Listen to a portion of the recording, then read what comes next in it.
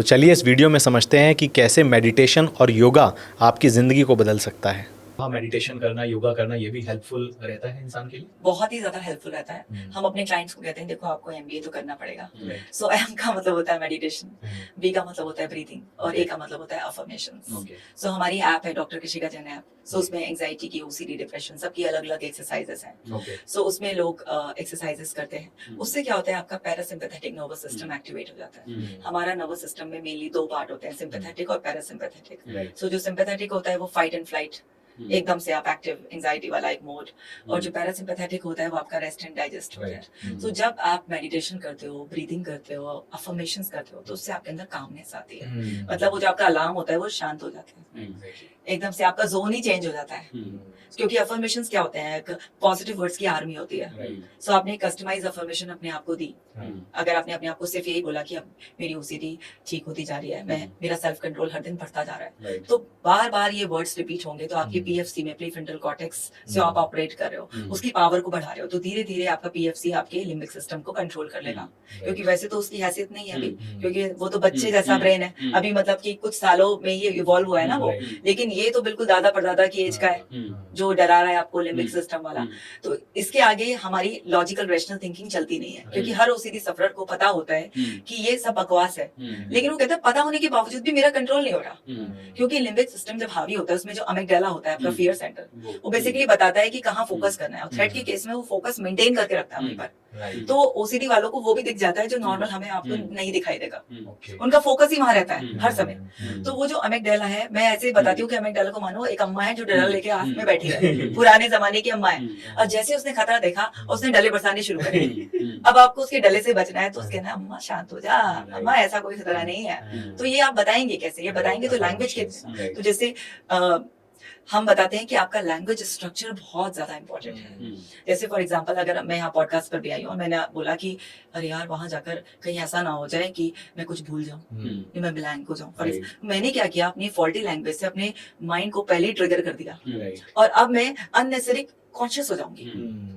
और फिर क्योंकि मैं कॉन्शियस हो गई, तो मैं मोस्ट ऑफ द टाइम मेरा लिमिट सिस्टम में वो फोकस बना के वहां रखेगा अमिगडाला कि भैया इसके लिए खतरा है, ये ब्लैंक हो गई तो रेपुटेशन की धज्जियां उड़ जाएंगी, हो जाएगा वो जाएगा, तो मैं अननेसेसरी वो एक एंजाइटी को फील करूंगी। लेकिन अगर ऐसा मैंने बोला कि मैं पॉडकास्ट पे जा रही हूँ, बड़ा मजा आएगा, कैजुअल डिस्कशन ही तो है, और थोड़ा बहुत पॉज आ गया, कुछ आ गया, संभाल लेंगे, मस्ती से बातचीत कर लेंगे, क्या दिक्कत है, तो अब मैं बिल्कुल रिलैक्स रहूंगी। तो लैंग्वेज बहुत इंपॉर्टेंट है। हम दूसरों से, कई बार क्या होता है कि दूसरों से हम कैसे बात कर रहे हैं, लोग जिंदगी भर यही सीखने की कोशिश करते हैं, लेकिन खुद से कैसे बात करनी है ये सीखना बहुत जरूरी है। मैं सबको कहती हूँ अपने आप को सबसे ज्यादा इज्जत से ट्रीट करो, क्योंकि तुम सबसे ज्यादा मतलब मोस्ट इंपॉर्टेंट पर्सन हो इस प्लेनेट पर, तो खुद से बड़े इज्जत से बात करो। और अपने ब्रेन को, जो कि बहुत बड़ा बदमाश है, उसे हमेशा बिल्कुल राइट लैंग्वेज स्ट्रक्चर से साध कर रखो, क्योंकि आप अपने लिए मुसीबत खुद पैदा करते हो। आप खुद दिन भर में हजारों गलत कमांड देते हो, जिससे कि आप मोस्ट ऑफ द टाइम अपनी फियर ब्रेन से ऑपरेट करते हो।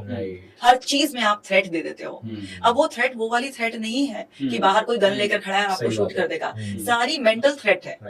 अब वो मेंटल थ्रेट्स कहाँ से आ रही है, लैंग्वेज से आ रही है। अगर आप ये कह रहे हो शांत हो जाओ, रिलैक्स रिलैक्स, ये भी लैंग्वेज है। अगर आप बोल रहे हो यार बड़े मुश्किल है, तो आजकल ये ऐसा है, आजकल तो हर आदमी आपको नीचे गिराने पर लगा हुआ है, बड़ा कॉम्पिटिशन है, पता नहीं चलेगा नहीं चलेगा काम, ये भी लैंग्वेज ही है। लेकिन आप एक लैंग्वेज ऐसे फॉल्टी लैंग्वेज यूज कर रहे हो कि आप अपने अंदर फियर ट्रिगर कर रहे हो, और एक आपका लैंग्वेज स्ट्रक्चर ऐसा, हाँ भाई कंपटीशन है आजकल, सभी लोग अपना अपना बेस्ट दे रहे हैं, यानी कि मुझे इस फील्ड में थोड़ी ज्यादा मेहनत करनी पड़ेगी, और मेहनत करने के लिए मैं तैयार हूँ, ये भी लैंग्वेज ही है। लेकिन ये लैंग्वेज आपकी फियर सेंटर को स्टिमुलेट नहीं करेगी। लैंग्वेज का बड़ा बिल्कुल रिफ्रेम कर देना जी। सो एनएलपी हम भी बहुत यूज करते हैं उसमें। सो एनएलपी और साइकोलॉजी भाई बहन ही है। सो एनएलपी साइकोलॉजी का मॉडिफाइड वर्जन है। सो उसमें लैंग्वेज बहुत इंपॉर्टेंट होती है, तो क्योंकि हम एनएलपी और सब मिक्स करके करते हैं, तो सबसे पहले मैं पकड़ लेती हूँ कि इसका जो लैंग्वेज पैटर्न है वो बहुत ही ज्यादा फॉल्टी है। उसके जो बिलीफ है, जो उसके वैल्यूज हैं, जो उसके पास मेमोरीज है, उनको एक्सेस करके, क्योंकि मेरी आदत क्या है, चाइल्डहुड से लेकर पूरा आज करंट एज तक, अगर कोई इंसान मेरे पास 35 साल का आया तो मुझे 35 साल ही उसके पूरे खंगालने हैं, क्योंकि उसके अंदर कौन से बिलीफ पड़े हुए हैं, उसकी लाइफ में क्या वैल्यूज हैं, उसकी मेमोरीज क्या है, उसका कैसा एटीट्यूड बना हुआ है, उसकी मेटा प्रोग्राम्स क्या है, सब चीजें आइडेंटिटी क्या है, उसका सब कुछ निकाल कर पूरा, और फिर उसके सारे फियर्स को रिमूव करना होता है। तो प्लान करना होता है कि कौन सी थेरेपी, जैसे एक्सपोजर थेरेपी प्लान करनी है, कॉग्निटिव थेरेपी प्लान करनी है, तो सारा ऐसे, और कुछ चीज ऐसी है जिससे बदल नहीं सकते, तो एक्सेप्ट कराना है एंड इसकी वैल्यूज को शिफ्ट करना है।